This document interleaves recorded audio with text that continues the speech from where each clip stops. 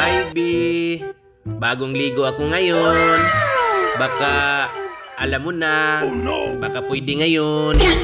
Pasensya ka na, Bi. Meron ako ngayon. Ano ba naman yan?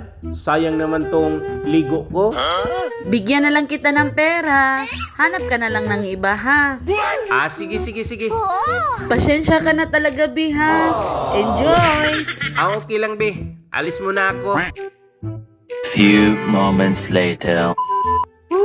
B, nandito na ako. Oh, ang bilis mo naman. Saan ka naman nakakuha? Diyan lang, paglabas ko na, daanan ko si Kumare. Siya na lang kinausap ko.